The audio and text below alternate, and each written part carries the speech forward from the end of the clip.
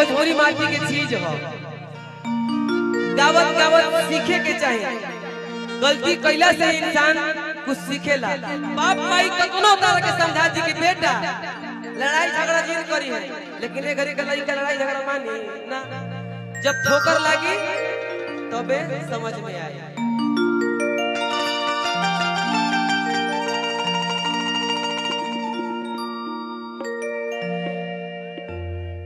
ए पिया परदेसी तो हर याद बड़ी आवता,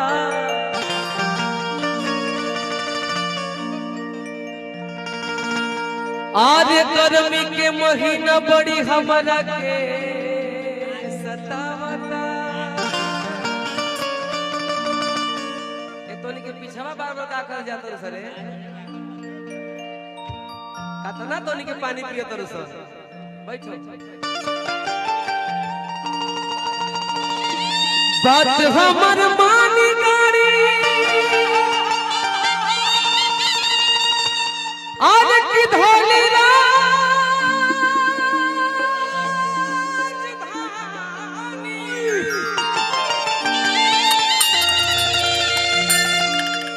कि दिल के करार नहीं हमरा तनिको।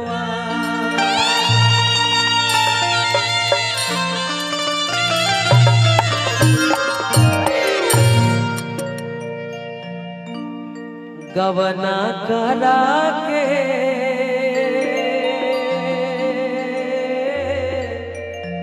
रे सैया, गवना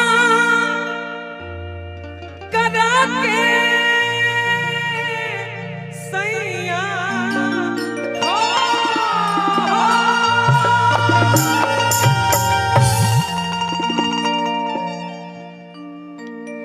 गवना करा के राजा जी चली गईला और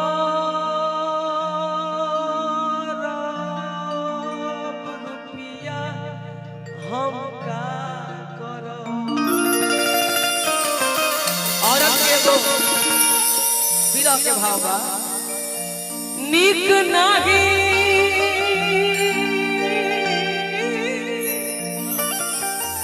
लागे को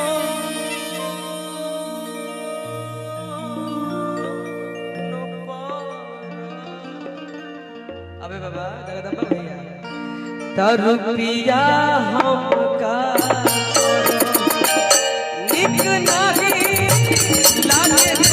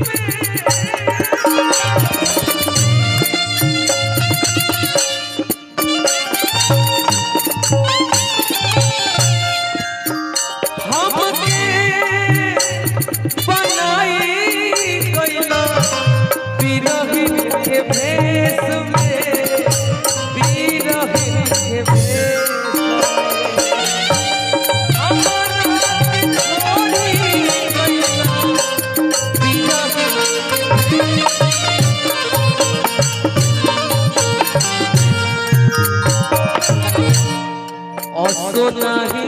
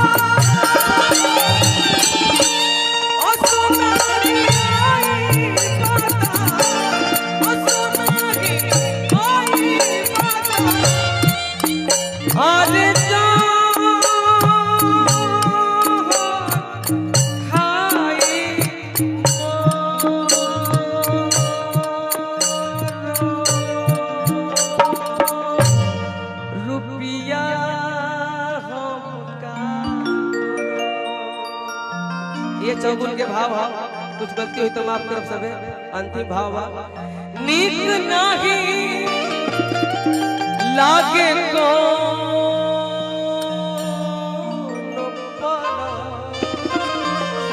आप लोग भी सीखिए, ये सब पुरानी चीजें हैं, इसको अध्ययन किया जाता है, जरूरी चीज है।